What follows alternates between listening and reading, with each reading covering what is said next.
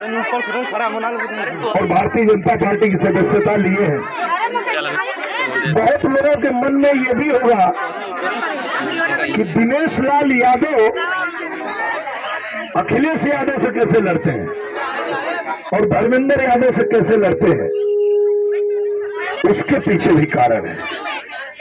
उसके पीछे मैं कारण बताता हूं कि मान ले लिए, स्वाभिमान ले लिए।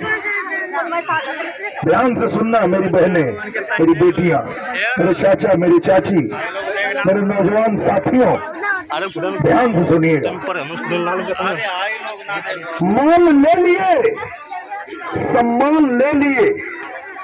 ये समाजवादी पार्टी वाले हम यदुवंशियों का स्वाभिमान ले लिए और उस दिन कृष्ण भगवान भी खून के आंसू रो होंगे जिस दिन ये समाजवादी पार्टी वाले चंद वोटों के लिए अयोध्या में राम भक्तों की जान ले लिए।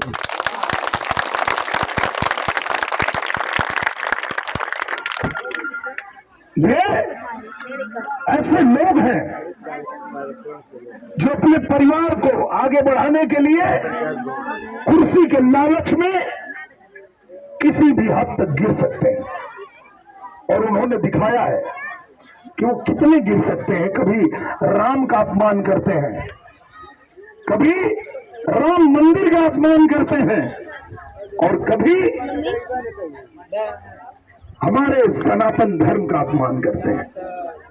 और उनको लगता है कि ऐसा करने से वो किसी को खुश कर लेंगे और किसी के खुश हो जाने से ये फिर मुख्यमंत्री बन जाएंगे। पर मैंने कहीं कहा था, पता नहीं आप लोगों ने देखा होगा कि नहीं, कि 7 जन्म में समाजवादी पार्टी वापस नहीं आने वाली है।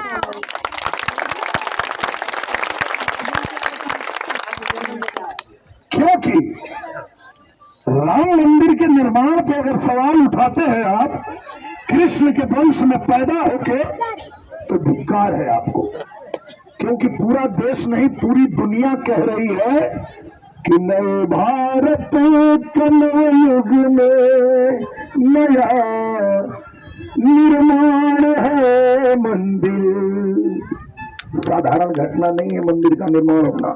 500 साल से जो लड़ाई चल रही थी, जो इंतजार चल रहा था, वो पूरा करने का काम किए हैं। तो इसलिए कहते हैं कि ये नए भारत का नया निर्माण है मंदिर।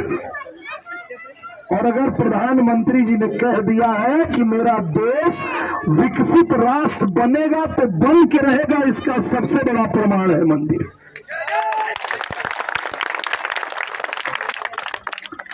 और सनातन धर्म है जिनका न समझे मर्म मंदिर का, उन्हीं मूर्खों के सीने में ये सीधा बाण है मंदिर। और हम लोगों के साथ हमारे छोटे महाराज जी यहाँ उपस्थित हैं और महाराज जी कहते हैं कि सनातन धर्म है मेरा, सनातन धर्म है मेरा, मेरा तो प्राण है मंदिर।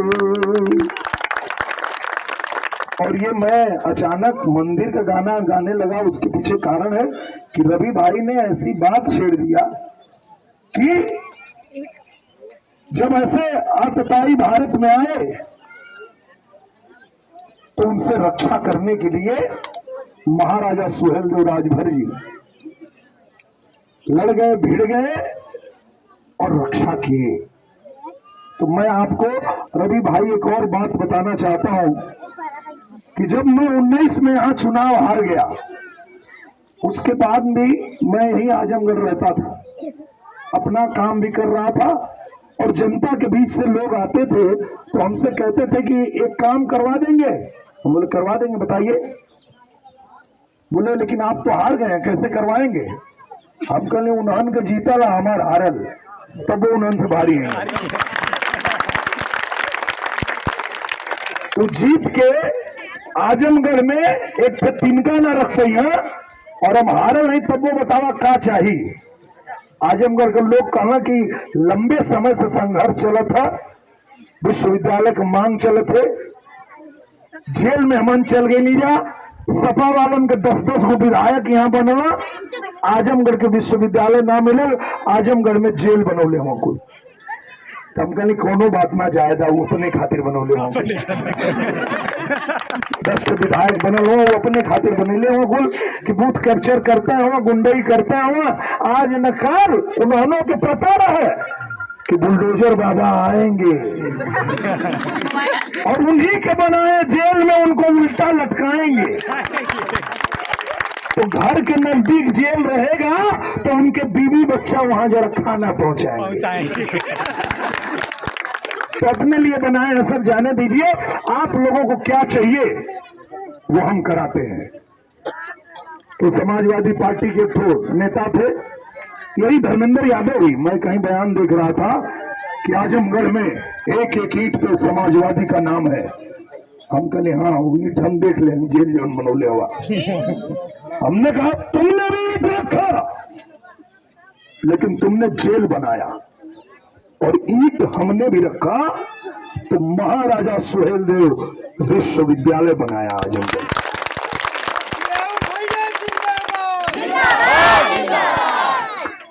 जब मैं गया पूजनीय महाराज जी के पास और मैंने कहा कि हमारे आजमगढ़ में विश्वविद्यालय चाहिए, पूजनीय महाराज जी ने बनवा दिया। सब कुछ जब हो गया, फाइनल जो मीटिंग चल रही थी उसमें मुझे बुलाया गया कि आप बताओ, ये बात सुनिएगा रवि भाई। जब फाइनल मीटिंग चल रही थी और मुझसे पूछा गया कि आप क्या नाम कुछ सुझाव देंगे, विश्वविद्यालय आजमगढ़ में जो बना है उसका नाम क्या होना चाहिए, तो मैंने कहा महाराजा सुहेलदेव विश्वविद्यालय होना चाहिए। क्योंकि हम लोग ऐसे ही नहीं कहते हैं सबका साथ सबका विकास, हम सबका सम्मान भी करना जानते हैं और हम लोग सबका साथ भी देना जानते हैं। हम कोई और भी नाम लिख सकते थे लेकिन नहीं, हमको पता है कि जो आपका योगदान है उस योगदान को भुलाया नहीं जा सकता है, उसको सम्मान देना ही पड़ेगा। और अगर सम्मान नहीं देंगे तो मैं ये कहता हूं 2 लाइन दिनकर जी की कि सिमटी बाहों को खोल गरोड़, उड़ने का जब अंदाज बदल, जो हक तेरा है छीन उसे, भिखमंगों की आवाज बदल। दिनेश लाल यादव जिंदाबाद, जिंदाबाद, जिंदाबाद। जो मेरा हक है, जो मेरा सम्मान है, तुम नहीं दोगे तो हम छीन लेंगे, इतनी क्षमता है हमारी। 5 यादव लड़ाना होता है, 5 अगर अपने घर से लड़ाते हो, तुम ये दिखाना चाहते हो कि पूर्वांचल का कोई यादव सदन में नहीं पहुंच सकता, तो लो तुमको चैलेंज दिया था 19 में और 22 में पहुंच के दिखा दिया। 17वीं लोकसभा में ही पहुंच के दिखा दिया कि पूर्वांचल का यादव तुम्हारे परिवार से कम नहीं है। अगर अपने आप को तुमको लगता है कि हर बार तुम अपने घर से भेजोगे और यहाँ के यादवों को अपमानित करोगे कि भाई तुम्हारी औकात नहीं है, तो हम तुमको दिखाते हैं कि हमारे पूर्वांचल के यादवों की औकात क्या है।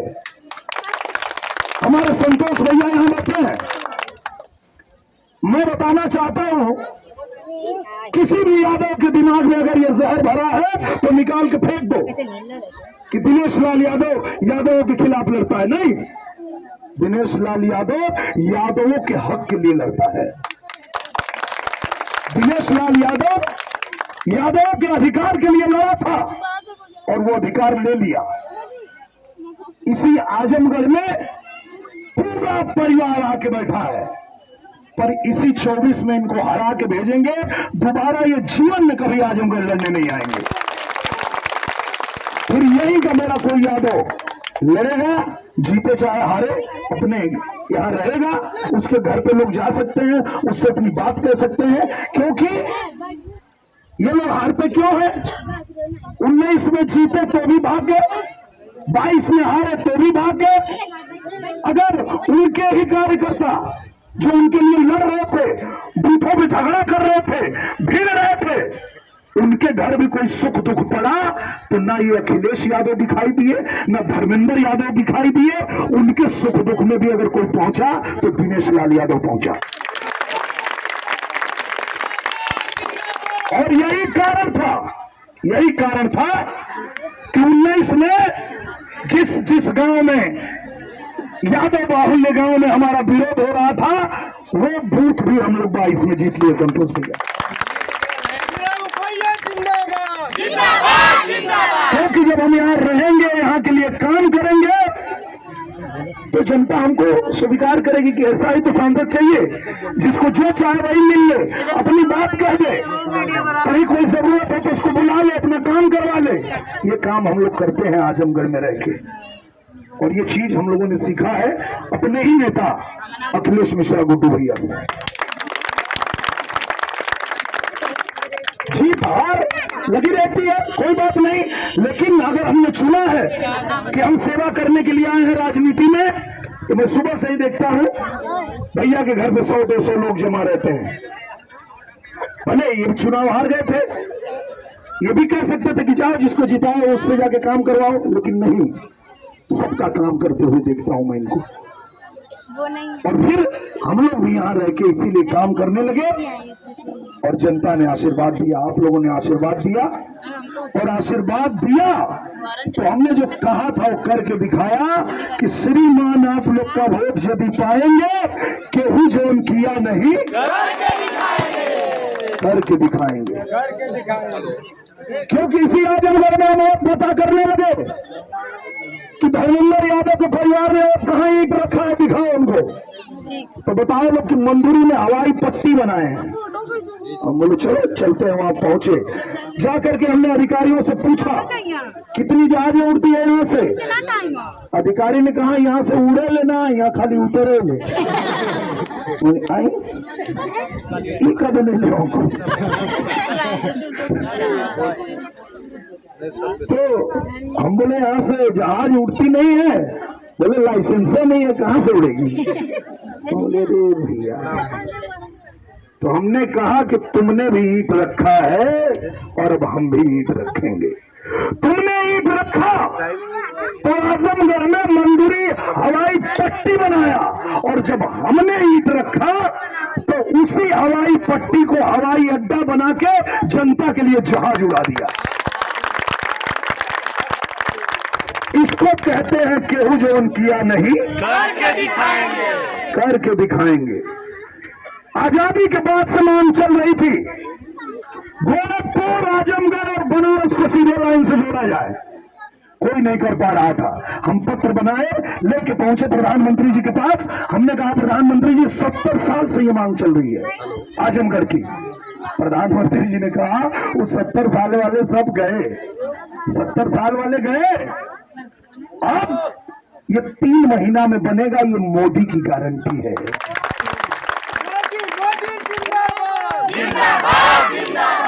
3 महीने के अंदर सर्वे हो गया, पैसा आ गया, और वो रेल लाइन बिछनी शुरू हो गई। इसी को कहते हैं केहू जौन किया नहीं करके दिखाएंगे। आजमगढ़ की पहचान इन लोगों ने क्या बनाई थी? लोग मांगे थे 10-10 विधायक इनको मिले, तो इन्होंने किया क्या? गुंडों को सह दिया, माफियाओं को सह दिया, आतंकियों को सह दिया, और आजमगढ़ को आतंक का गढ़ बना दिया। पूरे देश में कहीं कोई हत्या हो जाए, वहाँ जो हथियार मिलता था उस पर लिखा होता था मेड इन बमहौर। अब वो अधिकारी भी परेशान है, सीबीआई भी परेशान है, खोजे बमहौर कहाँ। बमहौर गूगल करो थोड़ा, बमहौर पता चला आजमगढ़। ये सिखोले रहने लोग कट्टा बना हुआ है, हम कहीं जा रहे छोटा। ऋषियों की धरती, महर्षियों की धरती, तपस्वियों की धरती, कलाकारों की धरती, साहित्यकारों की धरती है ये आजमगढ़। शिबली नुमानी की धरती है आजमगढ़, राहुल सांप्रदायन की धरती है आजमगढ़, और उसकी पहचान आतंक से जोड़ दिया इन लोगों ने। तो हमने कहा रुको, ईंट तुमने में रखा है, अब ईंट हम भी रखेंगे। और जब हम लोगों ने ईंट रखा तो इसी आजमगढ़ में संगीत महाविद्यालय बनवा दिया। अब दुनिया का कोई बच्चा आजमगढ़ में कट्टा खरीदने नहीं, संगीत की शिक्षा लेने आता है। ये अंतर है उनमें और भारतीय जनता पार्टी में। तो फिर से कमल खिलाना है, कमल का बटन दबाना, सबको बूथ पे जाना है, कमल का बटन दबाना, कमल का बटन सब क्यों तैयार है? तो उठावा हमारे साथ एक बार हाथ। तो भारत माता की जय श्री जय श्री राम। आप लोग भी चलिए हमारे साथ। और रोड शो है, हम लोग आज आजमगढ़ में हमारे माननीय मुख्यमंत्री मध्य प्रदेश के डॉक्टर मोहन यादव जी आ रहे हैं, अपर्णा यादव जी आ रही हैं, वहाँ आम्रपाली दुबे जी हैं, नील कमल हैं, आर्यन बाबू हैं, रितेश पांडे हैं, हमारे जितने संजय पांडे, मनोज टाइगर, जितने हमारे भोजपुरी परिवार के लोग हैं वो सब लोग आ रहे हैं आजमगढ़ में। आज भव्य रोड शो है, मैं चाहता हूं कि आप भी उसके हिस्सा बने। बहुत बहुत धन्यवाद।